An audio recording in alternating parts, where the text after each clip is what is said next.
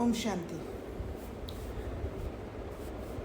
अव्यक्तवाणी date है 15 दिसंबर 2004। मुरली का title है बाप दादा की विशेष आशा, हर एक बच्चा दुआएं दे और दुआएं ले। आज बाप दादा अपने चारों ओर के बेफिक्र बादशाहों की सभा को देख रहे हैं। ये राज सभा सारे कल्प में इस समय ही है। रूहानी फखूर में रहते हो, इसलिए बेफिक्र बादशाह हो। तो बाबा कैसे देखते हैं हमें? बेफिक्र बादशाह पहले से ही देख लेते हैं, जबकि हम बेफिक्र बादशाह नहीं होते हैं। तो हमें उस सोल कॉन्शियस स्टेट में देखते हैं, ओरिजिनल फॉर्म में देखते हैं।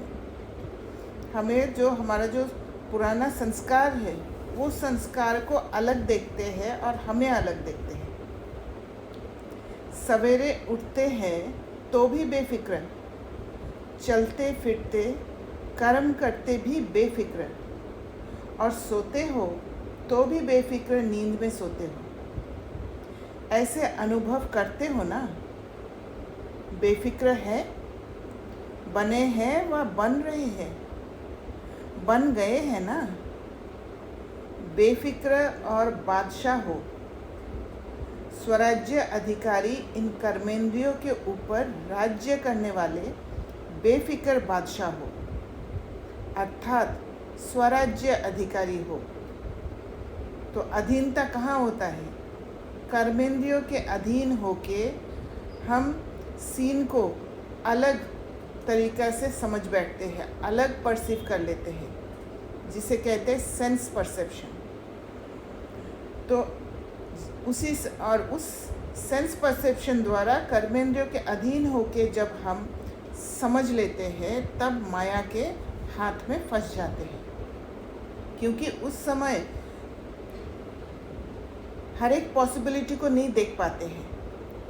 एक ही एजम्पशन में, एक ही अनुमान में अटक जाते हैं, और फिर उस अनुमान में अटकने के बाद उससे फिर एसोसिएट करने लग जाते हैं पुराना कोई सीन के साथ, पुराना कोई अनुभव के साथ, और फिर ऐसे चेन बनते बनते फिर उस ड्रामा के जो पटरी है उससे नीचे गिर जाते हैं, और फिर स्थिति खराब हो जाता है, हिलने लग जाते हैं। तो ऐसी सभा आप बच्चों की है। तो बेफिक्र बनने के लिए हमारा वो पहला हिम्मत वाला कदम, जहाँ पर कर्मेंद्रियों से डिटैच होकर हमें कर्मेंद्रियों के ऊपर उठना है, बियॉन्ड सेंस परसेप्शन परसीव करना है उस बात को, हर एक पॉसिबिलिटी को देखना है, हद के समझ से बेहद के समझ के तरफ कदम बढ़ाना है। तो बाबा पूछते हैं, कोई फिक्र है कोई फिक्र? क्योंकि अपने सारे फिक्र बाप को दे दिए हैं, तो बोझ उतर गया ना। फिक्र खत्म और बेफिक्र बादशाह बन अमूल्य जीवन अनुभव कर रहे हो। सबके सिर पर पवित्रता के लाइट का ताज स्वतः ही चमकता है। जैसे ही समझ को ऊंचा कर लेते हैं, हद से बेहद में ले जाते हैं, तो बेफिक्र बन जाते हैं। बेफिक्र के ऊपर लाइट का ताज है। अगर कोई फिक्र करते हो, कोई बोझ। हाँ जी, बोलिए। देवो बहन, बीच में आवाज चला गया था। ओह अच्छा। तो कहाँ तक सुने? सबके सिर पर पवित्रता के लाइट का ताज स्वतः ही चमकता है। बेफिक्र के ऊपर लाइट का ताज है। अगर कोई फिक्र करते हो, कोई बोझ अपने ऊपर उठा लेते हो, तो मालूम है सिर पर क्या आ जाता है?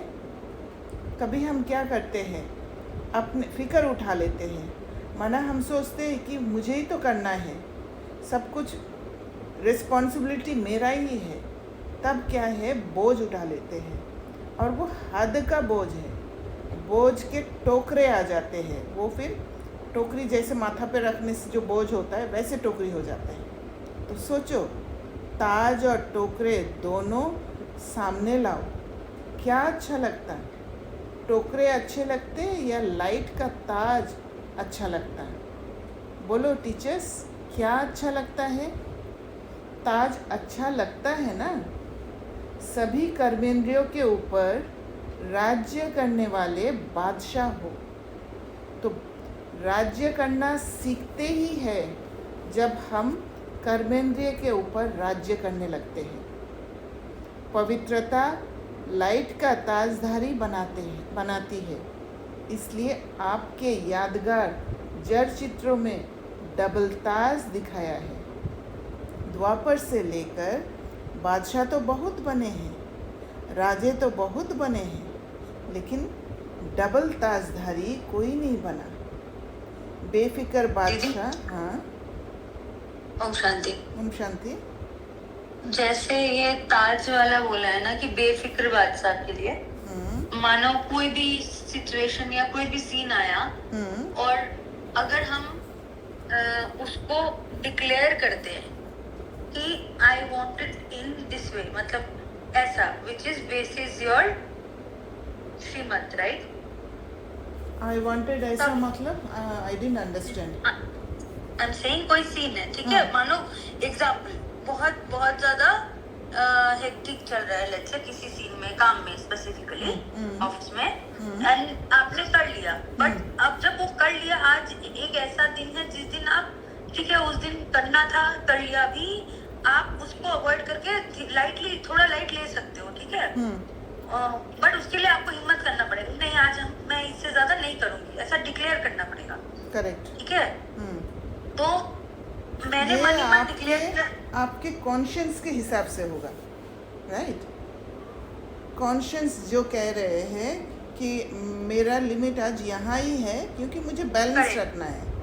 Correct correct correct. मैं एग्जांपल ये दे रही हूँ कि मानो जिस दिन बहुत ज्यादा काम होता है, स्कोप वहाँ पे कम होता है, कर लिया, तो मेरा ज्ञान योग उस टाइम पे हुआ नहीं उस डिग्री का, ठीक है, तो मेरे पास वर्सेस दूसरा दिन हो गया, चलो आज मेरे पास सारा दिन है, और आज I can spend that time doing my own ज्ञान योग, और वो जितना मैं 2 दिन में गवाई, I will try to catch up with that, right?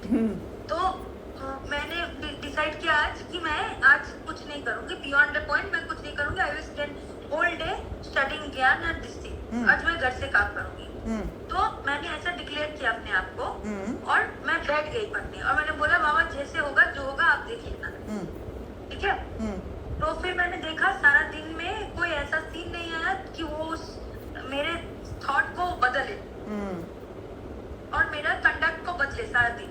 फिर मैंने बाद में उसको रिवाइंड किया कि ये कैसे हुआ, क्योंकि 1-2 बार किया तो वो कॉल नहीं आया, सीन 2-3 बार हुआ, या कोई सीन बदला नहीं। तो फिर मेरे को लगा कि यहाँ पे भी शायद, क्योंकि मैंने अथॉरिटी से अपने आप को ये डिक्लेयर किया, मैंने अब किसी को कोई वाइब्रेशन नहीं दिया, कहीं कोई सिक्योरिटी की वाइब्रेशन नहीं गया या कुछ नहीं गया, तो शायद वो इक्वल टू स्टेबिलिटी हो गया, which is equal to scene automatically मेरे फेवर में बदल गया, ऐसा लगा।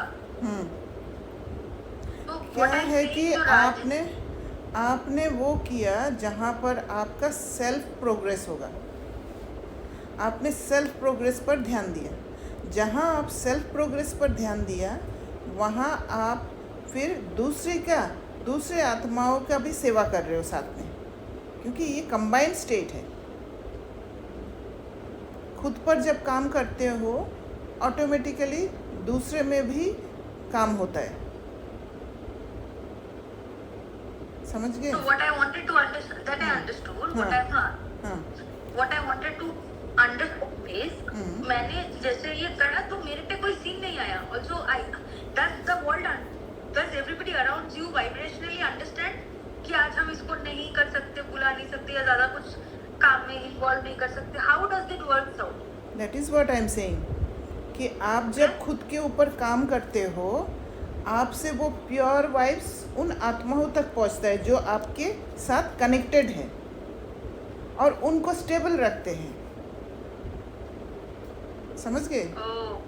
ओके। तो आपका और उनके बीच का जो संबंध वो प्योर एनर्जी का होता है। इसी कारण से सब कुछ स्मूथली चलता है। क्लियर हुआ?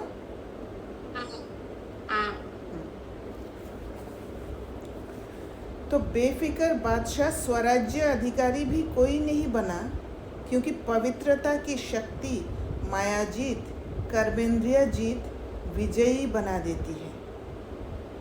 ये पवित्रता की शक्ति तो है। जब आप अपने अंदर काम करते हो, वो प्योर रखते हो अंदर को, तो वो पवित्रता की शक्ति ही काम करता है। बेफिक्र बादशाह की निशानी है सदा स्वयं भी संतुष्ट और औरों को भी संतुष्ट करने वाले। मिला आपका आंसर? क्योंकि और सोचना पड़ेगा, बट ऊपर से 10-20-30% मिल गया। हाँ, क्योंकि आप जब खुद पर काम करते हो, खुद को स्टेबल रखते हो, आपके मन के अंदर वो प्योरिटी मेंटेन करते हो, तो आप संतुष्ट रहते हो। और आप जब संतुष्ट रहते हो तब दूसरे भी आपसे संतुष्ट रहते हैं, क्योंकि आप उनको वो प्योर एनर्जी देते हो। तो कभी भी कोई अप्राप्ति है ही नहीं जो असंतुष्ट हो। एम्प्टीनेस नहीं रहता है, भरपूरता रहता है। जहाँ पर वो खुद को उस जगह स्टेबलाइज करने के लिए मुझे अपने डर के संस्कार से काम करना पड़ता है। सारे मतलब उसको हटाना संस्कार, चाहिए। नॉट ओनली डर, ये सारे इम्प्योरिटीज है, राइट? वो क्लीनिंग करना पड़ेगा। जहाँ क्लीनिंग हो गया वहाँ आपका सारा कुछ उस हिसाब से चलते जाएंगे। तो ये सीन बाय सीन होता है, हर सीन में क्लीनिंग होता है? हाँ, हर सीन में होगा। मतलब हर सीन में आपको क्लीन रहना है? हर सीन में क्लीन रहना है, यस। और जैसे जिस सीन में क्लीन रहोगे, अलग मान लो अभी कोशिश कर रहे हैं, ठीक है अभी, और जिस सीन में क्लीन रहोगे उस सीन में उसका इमीडिएट ही आपको रिजल्ट मिलेगा। करेक्ट। Thank you. जहाँ अप्राप्ति है वहाँ असंतुष्टता है, माना वहाँ खालीपन होगा। और खालीपन होगा, जब आत्मा अंदर से खाली होगी, वो आत्मा को बाहर से चाहिए होगा और असंतुष्ट रहेंगे। जहाँ प्राप्ति है वहाँ संतुष्टता है। ऐसे बने हो, इसलिए बाबा से शक्ति भर भर के खुद को फुल रखना है हमेशा। और वो भरपूरता जब रहेगा, चाहे बाहर से कुछ मिले नहीं मिले, फिर भी अंदर में वो भरपूरता रहने के कारण आप संतुष्ट रहोगे। और वो संतुष्टता का एनर्जी दूसरों को भी संतुष्ट रखेंगे। चेक करो, सदा सर्व प्राप्ति स्वरूप संतुष्ट है। गायन भी है, अप्राप्त नहीं कोई वस्तु देवताओं के नहीं, लेकिन ब्राह्मणों के खजाने में। तो हमारे पास वो कैपेसिटी है जो कभी एकदम प्राप्ति स्वरूप रहे। संतुष्टता जीवन का श्रेष्ठ श्रृंगार है, श्रेष्ठ वैल्यू है, क्योंकि संतुष्टता से ही रिलेशन, संबंध, स्वयं के साथ कनेक्शन, बाबा के साथ कनेक्शन, सब कुछ मेंटेन रहेगा। तो संतुष्ट आत्माएं हो ना। जहाँ संतुष्टता है वहाँ मन भी नहीं भटकेगा, मन आपका साथ देगा। और जहाँ मन आपका साथ देगा, मन बुद्धि एकाग्र होगा, आपका कंसंट्रेशन पावर स्ट्रांग होगा, आपका बाबा के साथ कनेक्शन भी अच्छा होगा। और वहाँ पर आप प्योर एनर्जीज हर एक सोल तक पहुँचा रहे हो, आपका ऑरा ही प्योर हो जाएगा। तो वो भी आपसे संतुष्ट रहेंगे, चाहे बाहर से दिख रहा है कि आप कोई काम नहीं कर रहे हो। बाप दादा, क्योंकि उनके अंदर वो ताकत होगा एक्सेप्टेंस का। बाप दादा ऐसे बेफिक्र बादशाह बच्चों को देख खुश होते हैं। तो सब कुछ क्या है, स्पिरिचुअल, वो सटल एनर्जी फ्लो उसको प्योर रखना है बस। बाहर से जो दिखाई दे रहे हैं उसमें नहीं फंसना है। इसलिए बाबा ने बोला कर्मेंद्रिय से ऊपर उठना है, कर्मेंद्रिय के अधीन नहीं होना है। क्योंकि कर्मेंद्रिय के अधीन जब होते हैं तो फिर घबराहट होता है, डर लगता है, क्योंकि दिखाई रहे हैं ऐसी चीज़ कि तुम ये काम नहीं कर रहे हो, वो लोग ऐसे सोच रहे होंगे, पर वो उनके द्वारा नहीं देखना है। कर्मेंद्रियों के अधीन नहीं होना है, बुद्धि की आँख से देखना है मैं क्या कर रही हूँ, मैं अपने जीवन को बैलेंस कर रही हूँ, बाबा के श्रीमत अनुसार चल रही हूँ, फिर डर निकल जाएगा। तो दीदी ये एक इस मैकेनिज्म पे 2 मिनट स्पेंड करते हैं। अब दूसरी आत्मा क्या सोच रही है उस पर नहीं सोचना है, राइट? यस। लेकिन they will think of something. नहीं, not necessary. No, I'm just saying they will think anything. They will think of something, right? Not maybe what we are thinking. हम जो सोच रहे हैं वही सोचेंगे, ये नहीं है, but कुछ तो सोचेंगे वो। हाँ, कुछ तो सोचेंगे, नहीं भी सोच सकते। My They may not question be is- aware of that situation also. Correct. So I'm saying that are they thinking basis of how हम अपना जैसे thought चला रहे हैं उसके basis पे उनको वो trigger होता है, impurities उसके basis पे trigger होता है। हाँ, Are आपके we अंदर the अगर orchestrator? इम्प्योरिटीज होगा, आपके अंदर अगर डर होगा, आपके अंदर अगर डाउट होगा, तो फिर उनका ट्रिगर होगा, because you are sending that negative flow, Correct. Right? यही मैं सोचने की कोशिश कर रही थी। हाँ। इसलिए अपने अंदर में वो इम्प्योरिटीज को ख़त्म करते जाना है। जैसे ही जगह डर, उसको समझ दे के ऊपर उठ के कर्मेंद्रियों के अधीनता से छूट के बात को समझ के डर को निकाल देना है।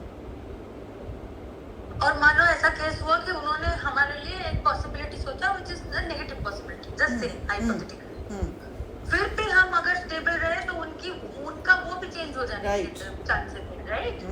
तो अल्टीमेटली वो क्या सोच रहे हैं, वो क्या कर रहे हैं, वो गेम है ही नहीं। हाँ, हाँ, उससे कोई मतलब ही नहीं है। मतलब ही नहीं है, कुछ भी सोच सकते हैं वो। तो ज़रूरत ही नहीं है, हमारे हाथ में वो पावर है चेंज करने का, तो उस पर फोकस करना है। मैं कैसे चेंज कर सकती हूँ अगर हो भी रहा हो तो, राइट? जैसे मेरे को कुछ स्टार्टिंग में 1 हफ्ते में ही बोल दिया कि आप इसके लिए एलिजिबल नहीं, आप इसके लिए एलिजिबल, मेरे नजरों में आप इस चीज के लिए एलिजिबल नहीं। तो वो उनका एक बात है, अगर मैं उसी बात को लेके बैठ गई तो वो जो थॉट है उसमें क्या बदले, पहले तो मुझे वो क्या सोच रहे हैं, उनको क्या चाहिए, उनके नजरों में क्या है नहीं है, पहले उस चीज से हटाया कि नहीं, मुझे जो चाहिए मुझे चाहिए। आपको जो सोचना है वो आप मतलब आप जैसा सोच सकते हो, you are free to think. That is step number 1, right? Step number 2 is कि उनका जो सोच है, उनका जो वर्बल चीज है, वो उस वक्त का, उस टाइम का, उसका इमोशन है, influenced by that particular scene. Yes. वो कल क्या सीन होगा, कैसा होगा, कोई नहीं जानता, क्योंकि वो असंतुष्ट है, वो खाली है, खाली होने के कारण असंतुष्ट है। पर आप जब उसमें नहीं फंस के ऊपर उठ के बात को अलग तरीक़ा से समझोगे, तो फिर आप उनके अंदर जो अप्राप्ति का जो सेंसेशन है उसको आप प्राप्ति स्वरूप बना दोगे, फिल कर दोगे आपके पॉजिटिव एनर्जी से, और जैसे ही फिल्ड हो जाएगा तो संतुष्ट हो जाएंगे। बेसिकली मैंने ये ऑब्जर्व किया कि उनका जो एक लेंस है ना, कि ये ऐसा है या वैसा, उन्होंने जो एक टैग किसी पे लगाया या किसी को हमने लेबल कर दिया, फिर जब आप लूज होते हो और सब उसकी एनर्जी आप पे रिफ्लेक्ट नहीं करती और आपकी, तो उनको आपके क्वालिटीज दिखने लगते हैं।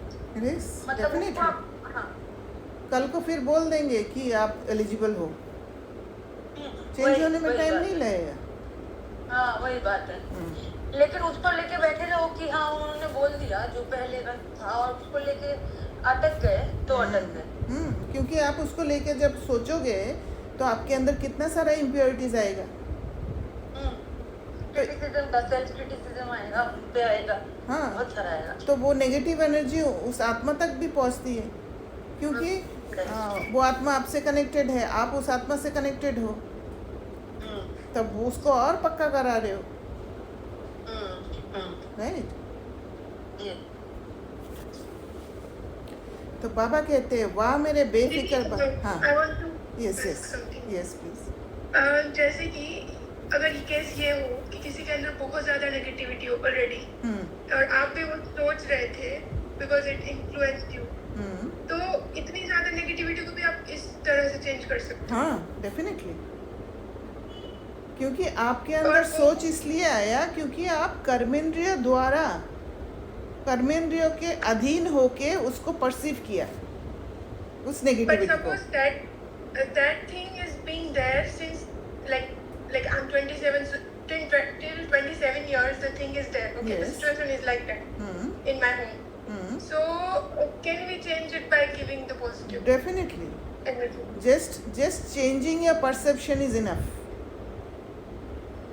कर्मेंद्रियों के अधीन नहीं होके, सेंस परसेप्शन से नहीं समझ के, बियॉन्ड सेंस परसेप्शन से समझ के परसीव करना, बियॉन्ड सेंसेस परसीव करना, आप वो एनर्जी को चेंज कर सकते हो। फिर से आप वो अपने आपके फेवर में आ जाएंगे।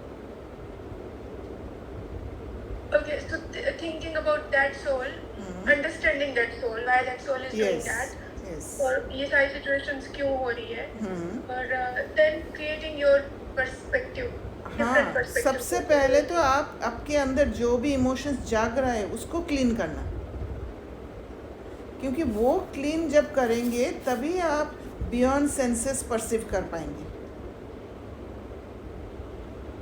वो ताकत आएगा, right?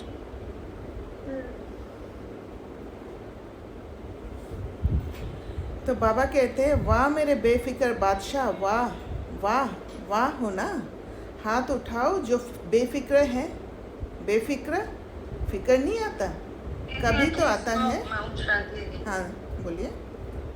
I think someone had some question here. Yes. कुछ किसी ने हाथ तो उठाया था। हाँ कौन है? Because I am not able to see. I saw someone raising hand. किसी को हाँ, कुछ क्वेश्चन दीदी। करना है?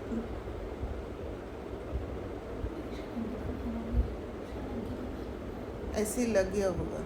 कौन कौन है? अच्छा, तो बाप दादा ऐसे बेफिक्र बादशाह बच्चों को देख खुश होते हैं। वाह मेरे बेफिक्र बादशाह, वाह वाह वाह हो ना, हाथ उठाओ जो बेफिक्र है। बेफिक्र फिक्र नहीं आता, कभी तो आता है, नहीं अच्छा है। बेफिक्र बनने की विधि बहुत सहज है, मुश्किल नहीं है, सिर्फ एक शब्द की मात्रा का थोड़ा सा अंतर है। वह शब्द है मेरे को तेरे में परिवर्तन करो। मेरा नहीं तेरा, तो हिंदी भाषा में मेरा भी लिखो और तेरा भी लिखो, तो क्या फ़र्क होता है मैं और ते का? लेकिन फ़र्क इतना हो जाता है, तो आप सब मेरे मेरे वाले हो या तेरे तेरे वाले हो। मेरे को तेरे में परिवर्तन कर लिया, नहीं किया हो तो कर लो। जब मेरे मेरे करते हैं तो बोझ ले लेते हैं, क्योंकि करना मुझे, रिस्पॉन्सिबिलिटी हम खुद ले लेते हैं, तो फिर वो बोझ बन जाता है।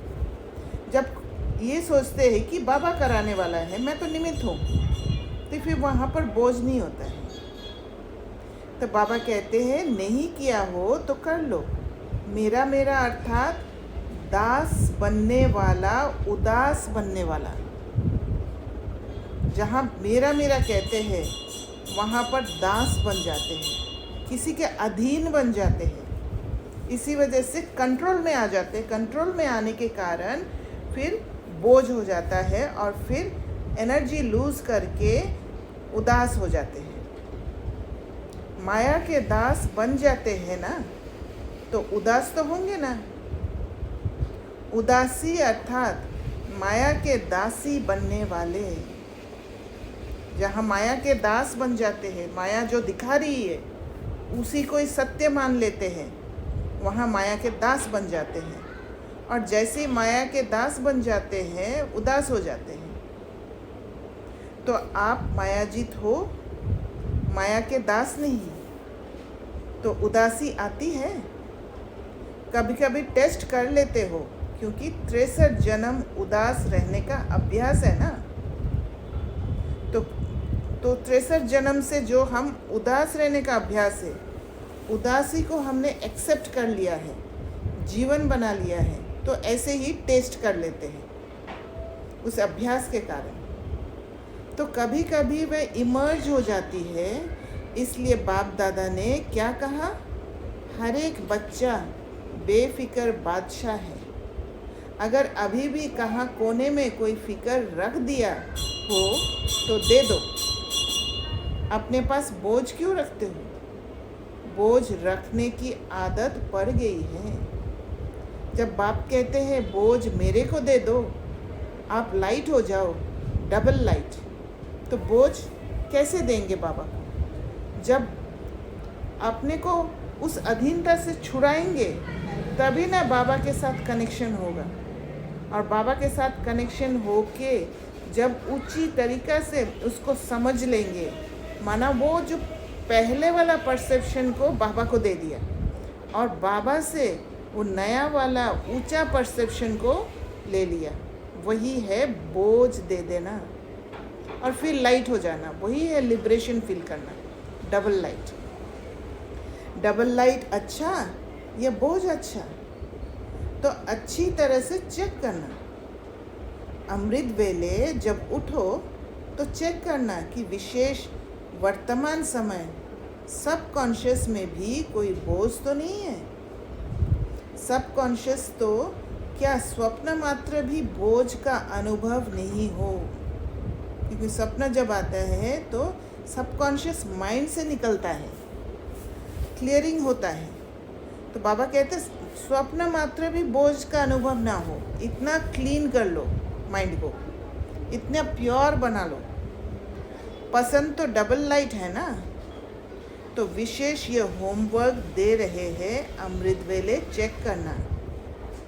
चेक करना तो आता है ना, लेकिन चेक के साथ सिर्फ चेक नहीं करना, चेंज भी करना।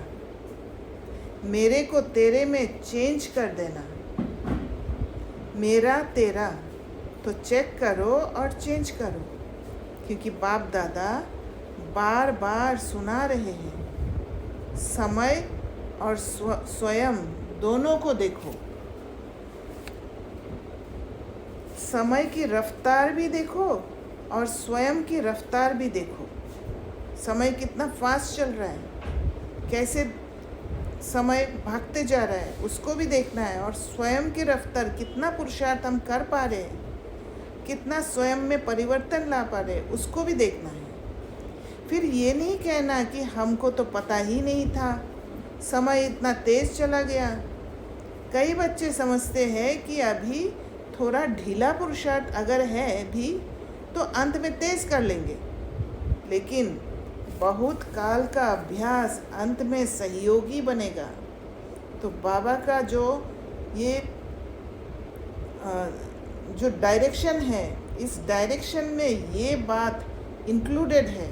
ये अच्छी तरह समझना है कि हमें बहुत काल का अभ्यास चाहिए।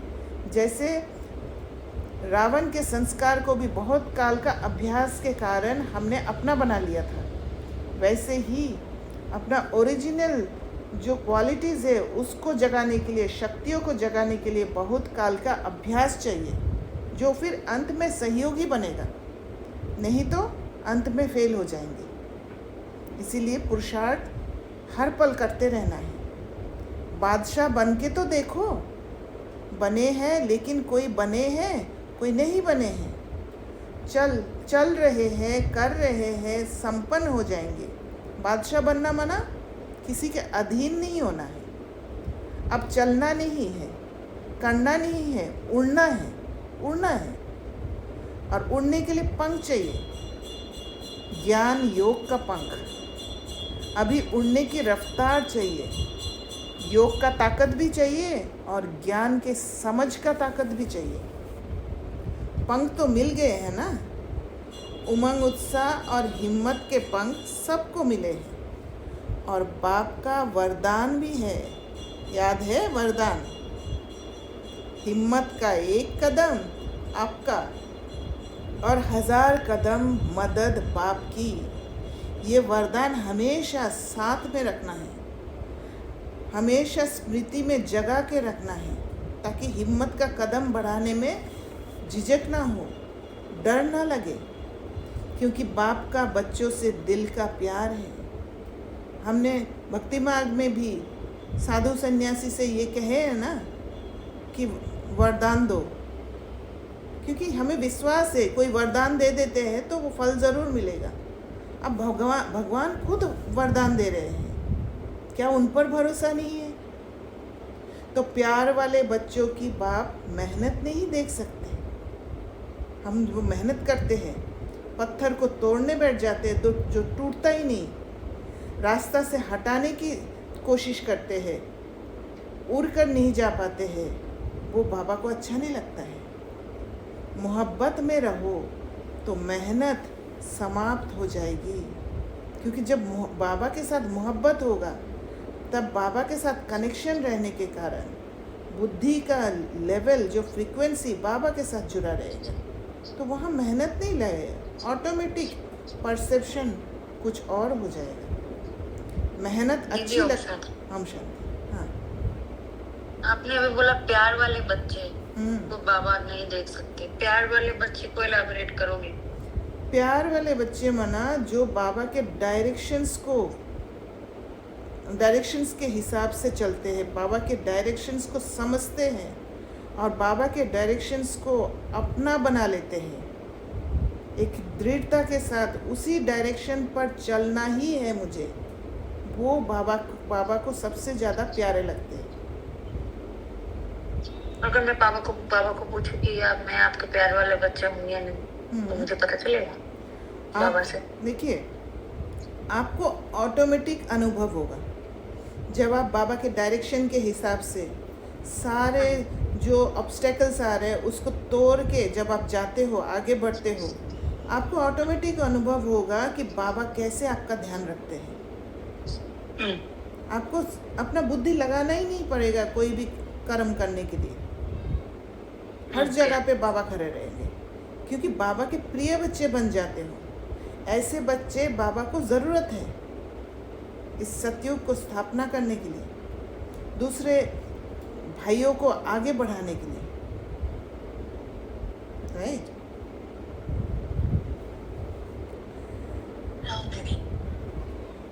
तो मोहब्बत में रहो तो मेहनत समाप्त हो जाएगी। मेहनत अच्छी लगती है क्या? थक तो गए हो, 63 जन्म भटकते भटकते मेहनत करते थक गए थे, और बाप ने अपनी मोहब्बत से भटकने के बजाय 3 तख्त के मालिक बना दिया। और जहाँ पर भटकन होता है वहाँ पर प्राप्ति नहीं होता है, और जहाँ प्राप्ति नहीं होता है वहाँ पर मेहनत लगता है, वहाँ पर थकान होता है, क्योंकि प्राप्ति ही हल्का कर देता है, प्राप्ति ही मोहब्बत को बढ़ा देता है। तो बाबा ने कहा अपनी मोहब्बत से भटकने के बजाय 3 तख्त के मालिक बना दिया बाबा ने। 3 तख्त जानते हो? जानते क्या हो, लेकिन तख्त निवासी हो, उसी तख्त में हो ऑलरेडी। अकाल तख्त निवासी भी हो, जो जहाँ आत्मा इस शरीर में बैठे हुए हैं वो अकाल तख्त निवासी है। बाप दादा के दिल तख्त नशीन भी हो, जैसे हम बाबा के हिसाब से चलते हैं, बाबा के डायरेक्शन को, श्रीमत को अपना चलने का लकीर बना लेते हैं, पाथ बना लेते हैं, तो बाबा के दिल में बसते हैं। बाबा का नज़र हर पल हमारे ऊपर होता है।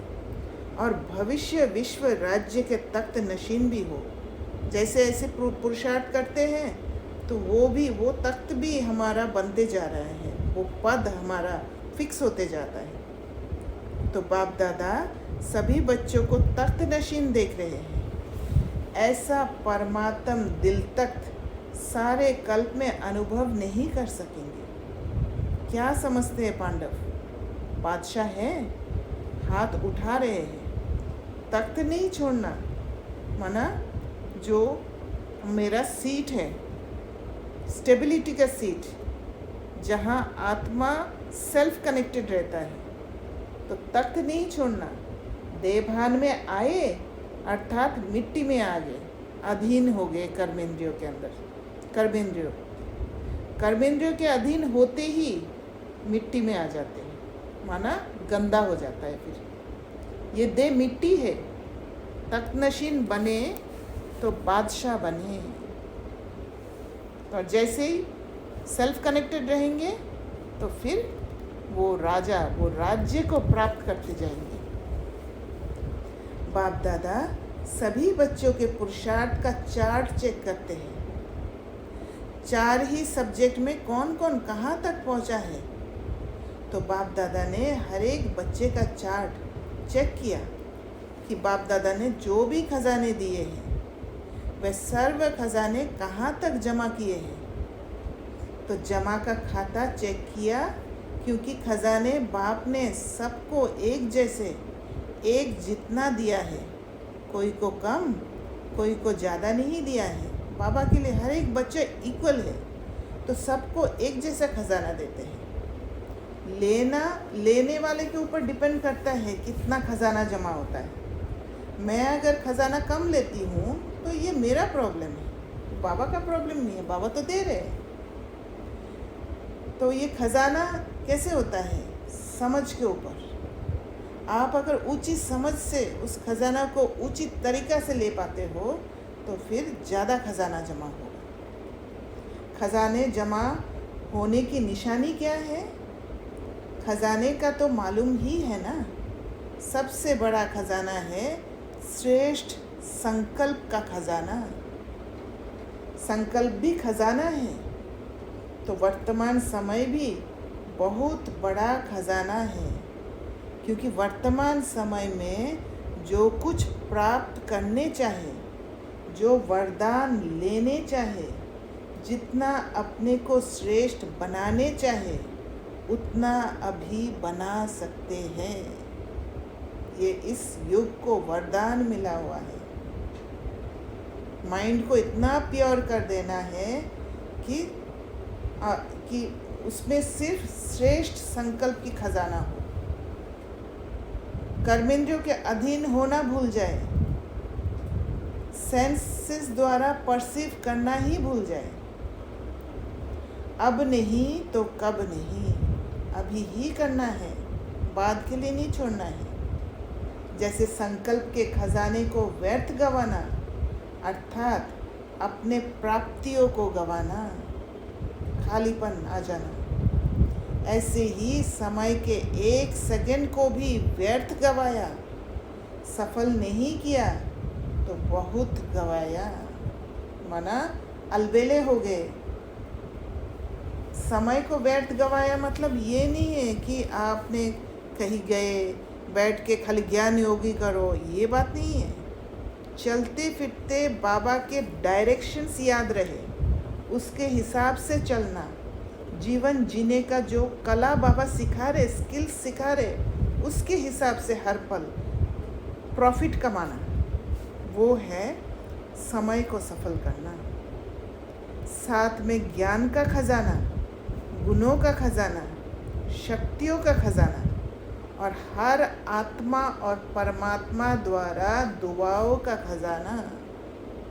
जब वो हर पल बाबा के श्रीमत लेके हम हर कदम चलते हैं तो फिर दुआ ऑटोमेटिक मिलते हैं।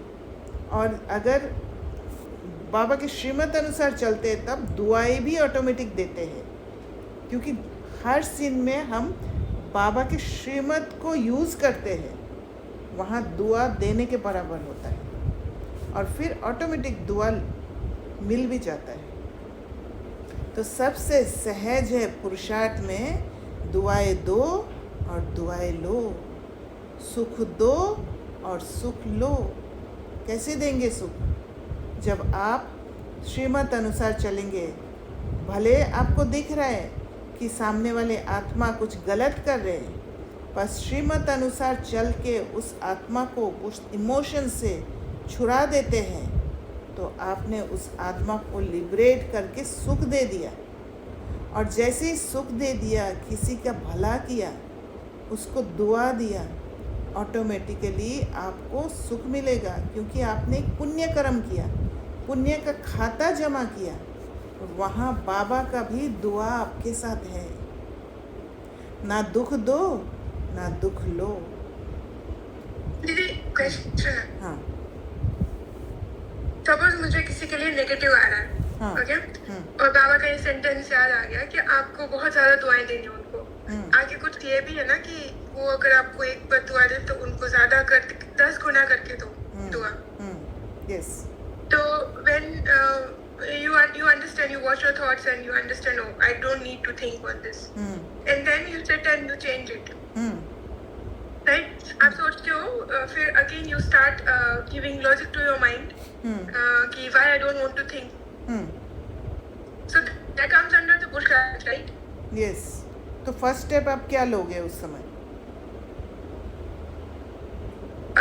जैसे कि today morning I was having extreme of flow of negative thoughts about one soul, and I watched it because I read the Murli in the morning and I was able conscious about my thoughts. Yes. So मुझे तुरंत पता चला कि I don't want to think on this.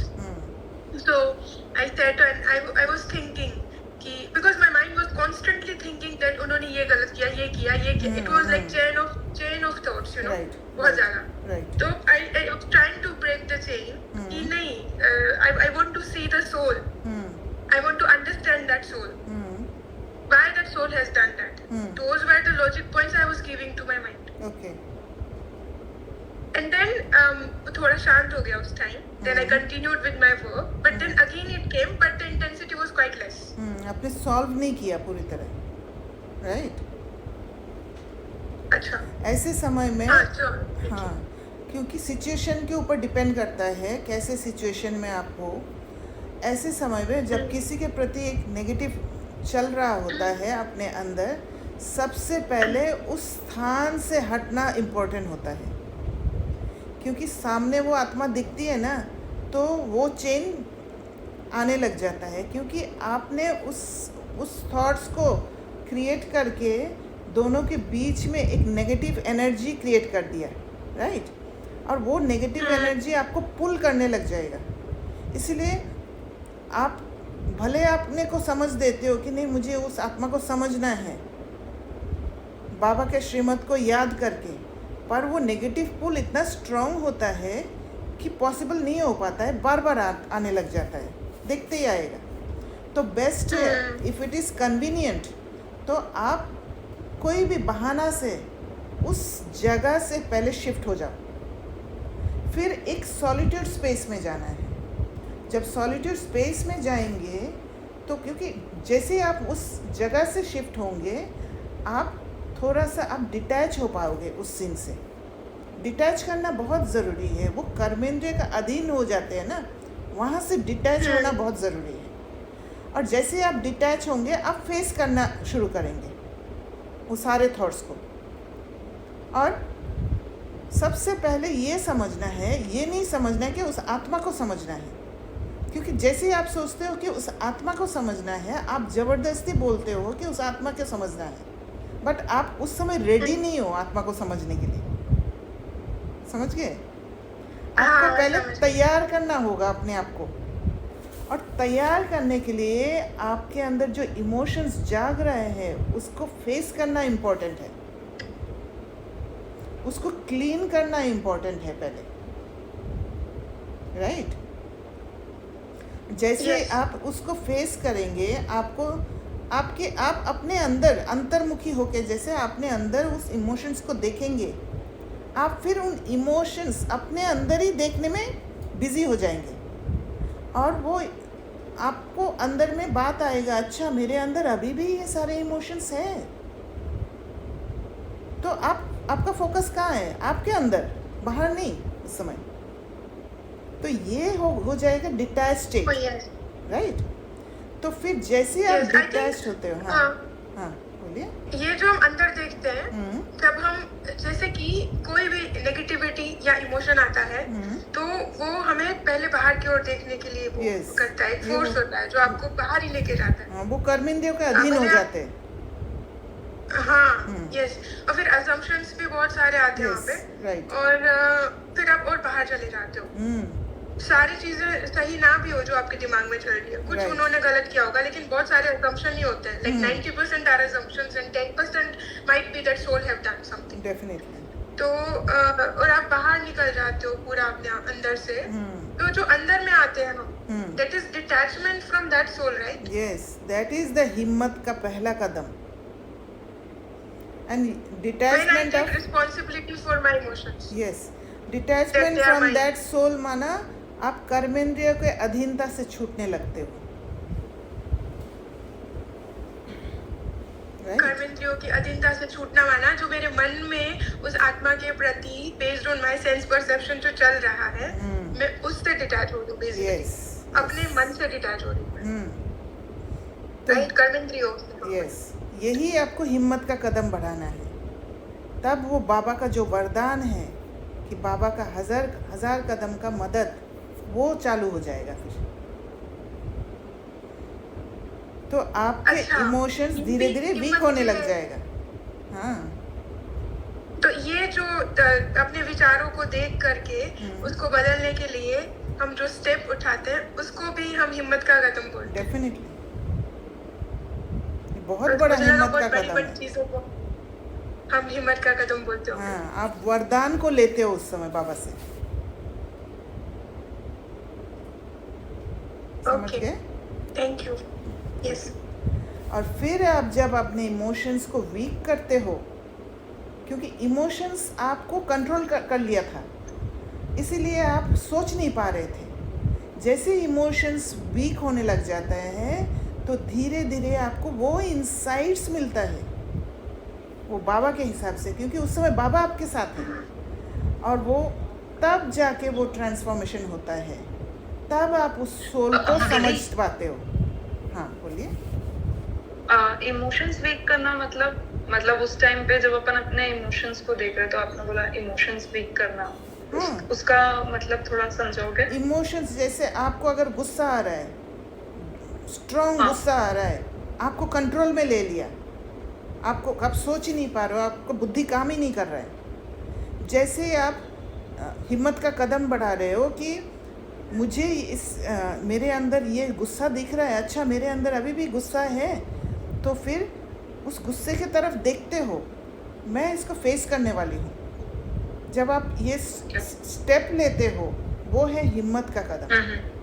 और जैसे आप उस गुस्सा से डिटैच होते हो, डिटैच होते ही आप बाबा के बन जाते हो फिर, क्योंकि जब तक आप गुस्से के साथ अटैच्ड हो, आपको समझ में नहीं आएगा कोई, ना बाबा के साथ कनेक्शन रहेगा, ना स्वयं के साथ कनेक्शन रहेगा, क्योंकि गुस्से के कंट्रोल में हो आप।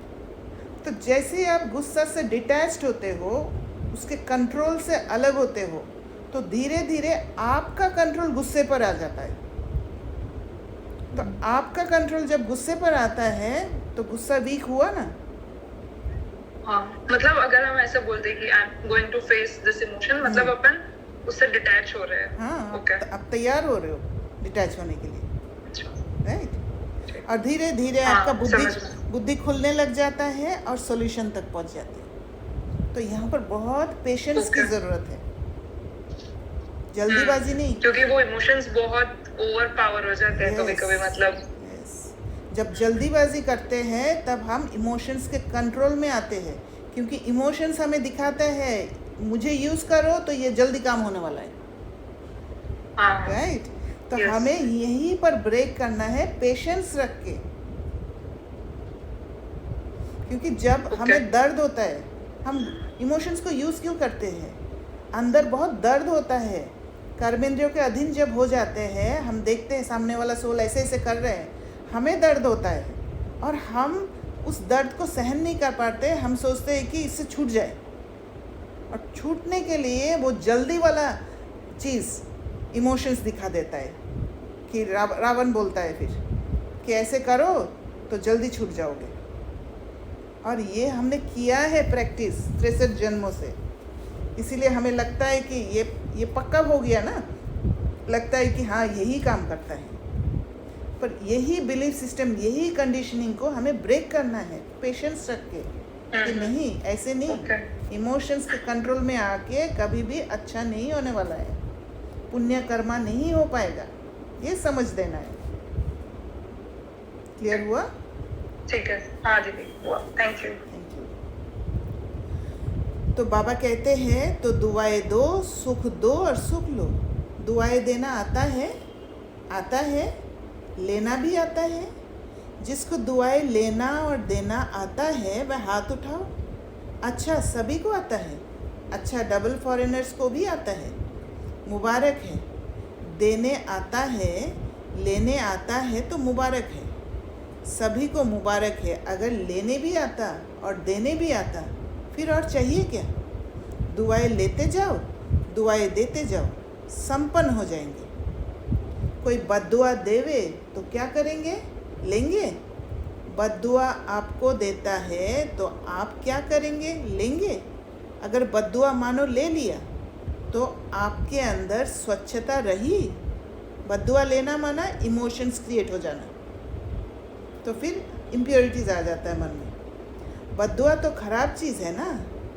आपने ले ली, अपने अंदर स्वीकार कर ली, तो आपका अंदर स्वच्छ तो नहीं रहा ना। क्योंकि किसी ने अगर बद्दुआ दिया, बद्दुआ देना माना क्या है कि किसी ने कुछ कहा, हमने कर्मेंद्रिय के अधीन होके उस बात को समझ लिया, या किसी के प्रति हमने अनुमान लगा के अपने अंदर मैला कर दिया है, वो है बद्दुआ ले लेना। तो स्वच्छ नहीं रहा। अगर ज़रा भी डिफेक्ट रहा तो परफेक्ट नहीं बन सकती। अगर ख़राब चीज़ कोई देवे तो क्या आप ले लेंगे? तो ये समझना है कि जब कर्मेंद्रिय के अधीन होते हैं तब हम खराब चीज़ ही लेते हैं। इसीलिए कर्मेंद्रिय को कंट्रोल में रखना है। कोई बहुत सुंदर फल हो लेकिन आपको खराब हुआ दे देवे, फल तो बढ़िया है, फिर ले लेंगे? नहीं लेंगे ना, कि कहेंगे अच्छा तो है, चलो दिया है तो ले ले। कभी भी कोई बद्दुआ दे तो आप मन में अंदर धारण नहीं करो। समझ में आता है ये बद्दुआ है, लेकिन बद्दुआ अंदर धारण नहीं करो, नहीं तो डिफेक्ट हो जाएगा। तो ऐसे जैसे हम लोग पुरुषार्थ कर रहे हैं इमोशंस को वीक करने का, धीरे धीरे ऐसा स्टेट आ जाएगा कि हम लेंगे ही नहीं, पहले ही डिटैच हो जाएंगे, कर्मेंद्रियों के अधीन होना छोड़ देंगे। तो अभी ये वर्ष, अभी थोड़े दिन पड़े हैं पुराने वर्ष में, लेकिन अपने दिल में दृढ़ संकल्प करो। अभी भी किसकी बद्दुआ मन में हो तो निकाल दो, और कल से दुआ देंगे, दुआ लेंगे। मंजूर है? पसंद है या करना ही है? पसंद तो है, लेकिन जो समझते हैं करना ही है, कुछ भी हो जाए लेकिन करना ही है, वह हाथ उठाओ। करना ही है। जो स्नेही सहयोगी आज आए हैं वह हाथ उठाओ।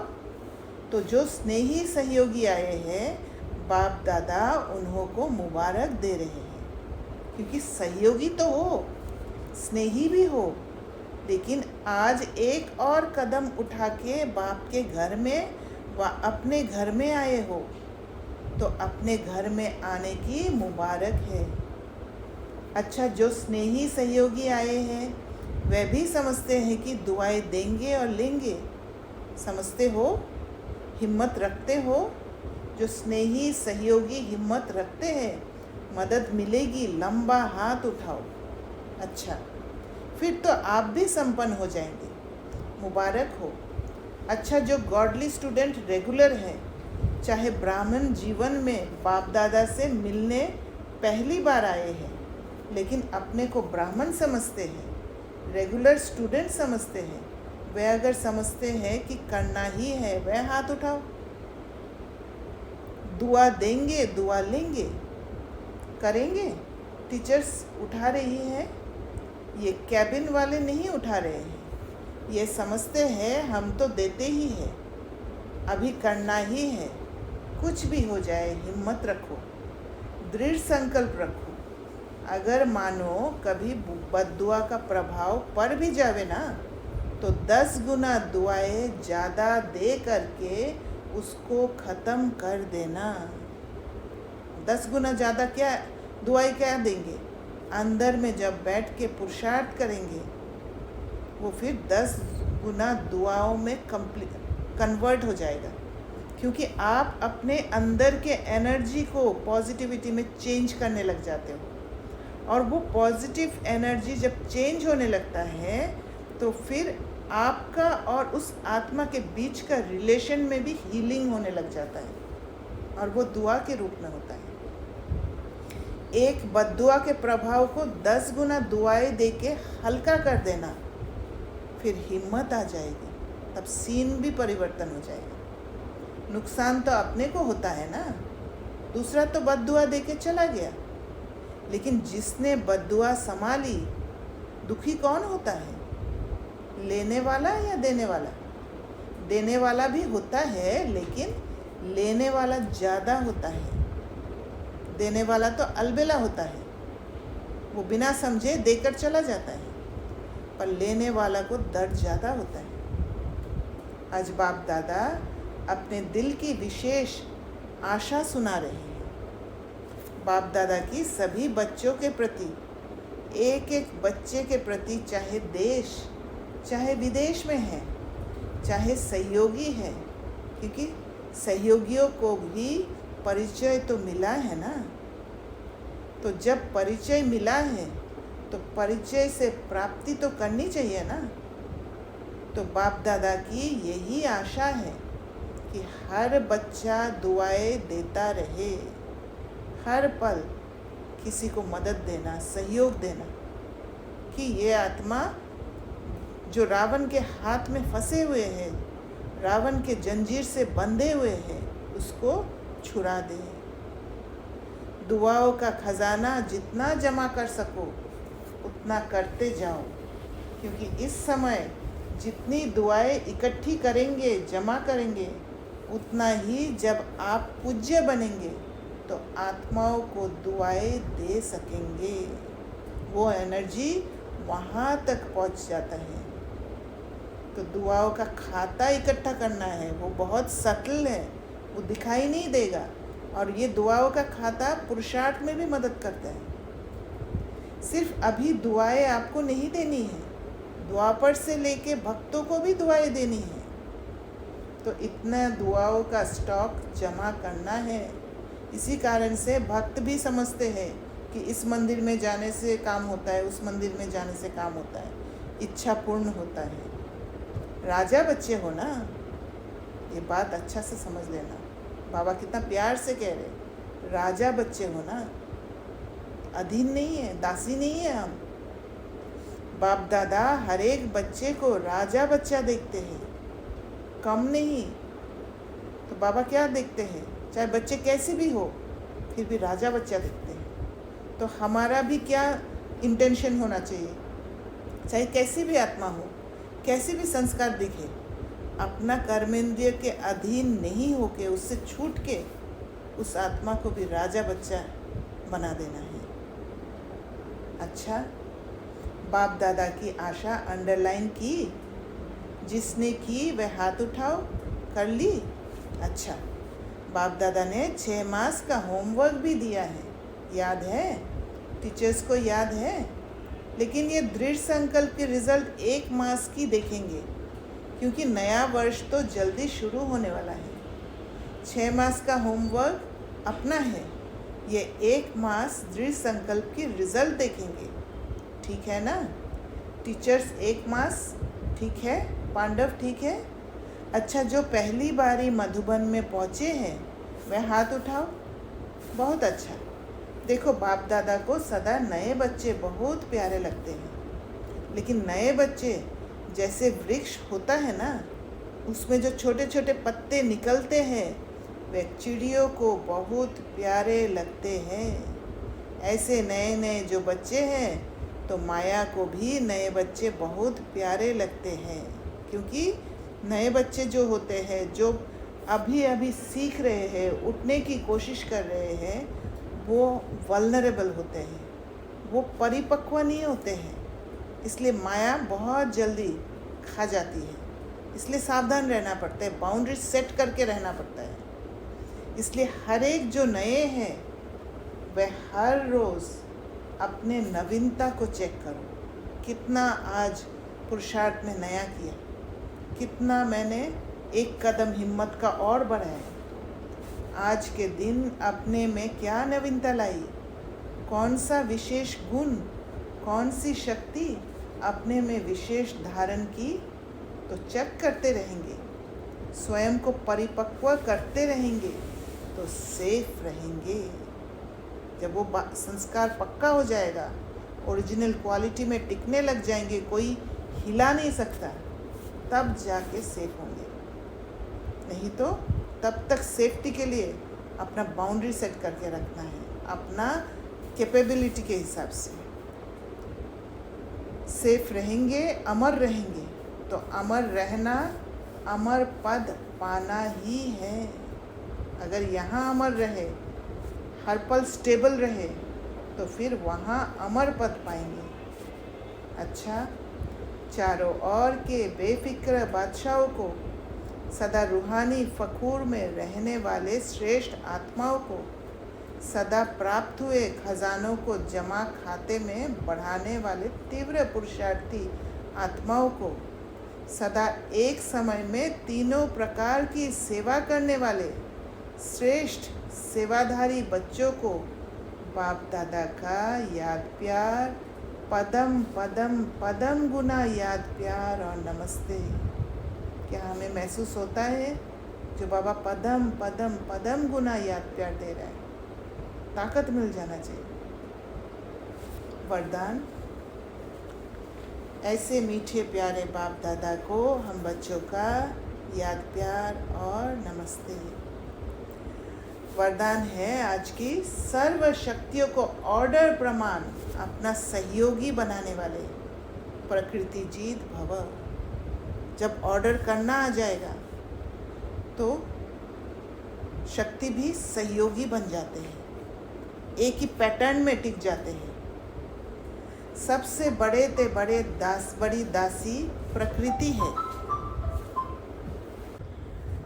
जो बच्चे प्रकृति जीत बनने का वरदान प्राप्त कर लेते हैं, उनके ऑर्डर प्रमाण सर्व शक्तियाँ और प्रकृति रूपी दासी कार्य करती है, अर्थात समय पर सहयोग देती है। लेकिन यदि प्रकृति जीत बनने के बजाय अलबेलेपन की नींद में व अल्पकाल की प्राप्ति के नशे में व व्यर्थ संकल्पों के नाच में मस्त होकर अपना समय गंवाते हो, तो शक्तियाँ ऑर्डर पर कार्य नहीं कर सकती, क्योंकि पुराना पैटर्न में चले जाते हैं, शक्तियाँ सो जाती हैं। तो अभी शक्तियों को जगाना है, हिम्मत का कदम रख के।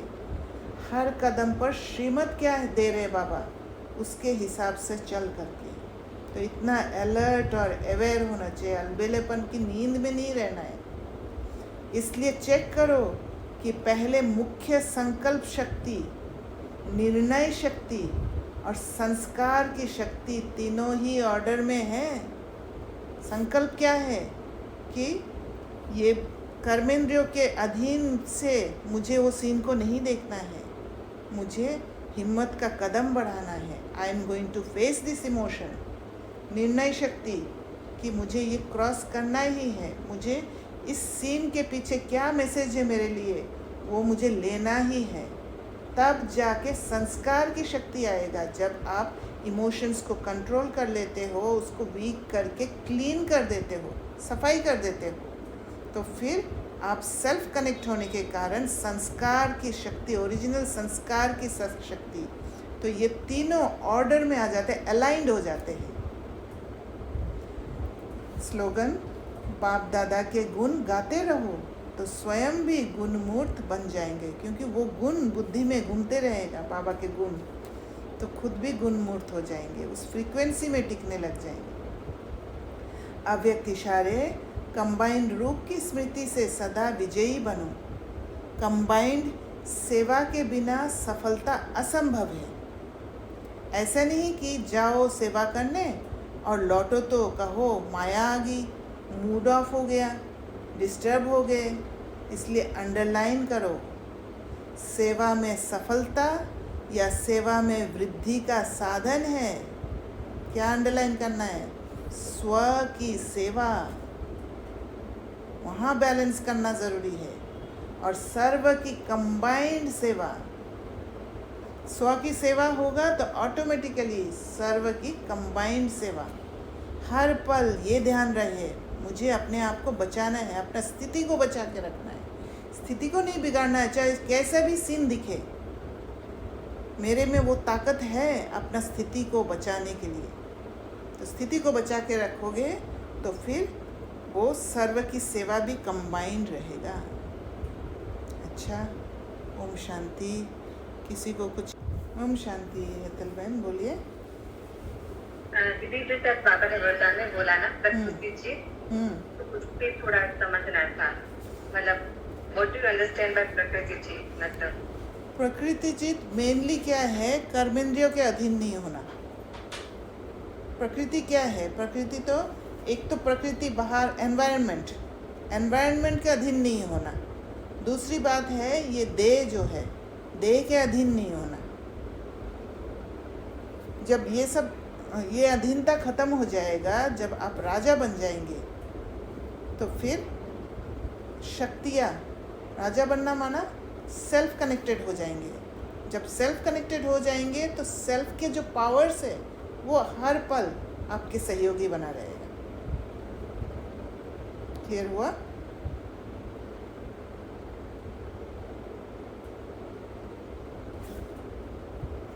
यस, और किसी को कुछ? Thank you. Thank you. ठीक है फिर। ओम शांति। Thank you.